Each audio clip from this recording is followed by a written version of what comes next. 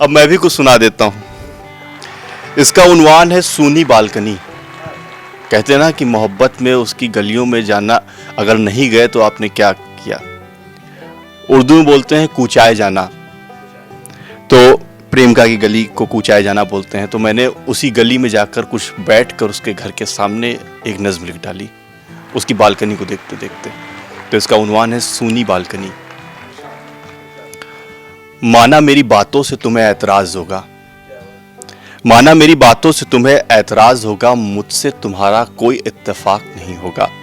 पर कसूर इसमें तुम्हारी बालकनी का क्या है, वो क्यों सूनी खड़ी रहती है। गर्मियों की लू क्यों लगती है, क्यों लगती है पतझड़ के पेड़ों सी, क्यों लगती है बिन रूह जैसे इंसान सी। कभी उस पर तुम आया करो, अपने आप को वहां रख कर सोचा करो, ये बालकनी मेरे आने से कितनी शादाब हो जाती है। जैसे बिन मौसम की बारिश से बहार आ जाती है, तब तुम्हें पता चलेगा कि किसी ने सालों तक कौन सा दर्द झेला है। सूनी बालकनी देखते देखते आंखों पे नश्तर गाड़ा है।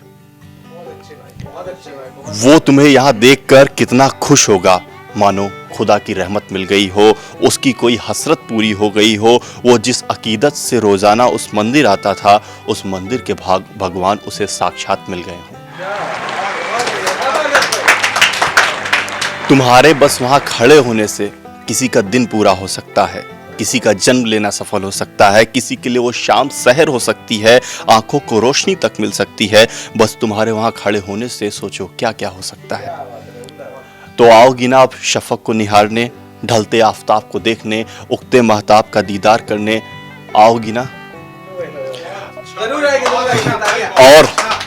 और अगर नजरों को मंजूर हो, तुम्हें ये कबूल हो, तो दो पल के लिए नीचे जरूर देखना, एक लम्हा जरूर मिलेगा। वो तुम्हें देखकर खुश होगा, तुम भी शायद उसे देखकर। तो इसी नज्म के साथ आज इस परवास फील द लव का द एंड करेंगे। लेकिन ये द एंड नहीं है, क्योंकि ये लव जो है वो धीरे धीरे फैलता रहेगा और एक ये शुरुआत है, ये हमने इब्तिदा की है। एक इब्तिदा से ही क्या कहते हैं मिल गया कि मोहब्बत की इब्तिदा हमने कर दी उसकी नजरों को देखकर, मोहब्बत की इब्तिदा हमने कर दी उसकी नजरों को देखकर।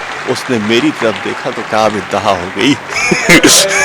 तो अब यही कहेंगे, आप सबका बहुत बहुत धन्यवाद न्यूज़ ट्रैक के साथ जुड़ने के लिए। हम फिर मिलेंगे यहीं पर किसी भी रोज, क्योंकि हम लोग हमेशा जब साथ बैठेंगे तो शायरियां मिलेंगी, क्योंकि मिसरे से मिसरे टकराते हैं तो शेर बनता है, और शेर बनेगा तभी हमारी बात बनेगी। Thank you so much for coming.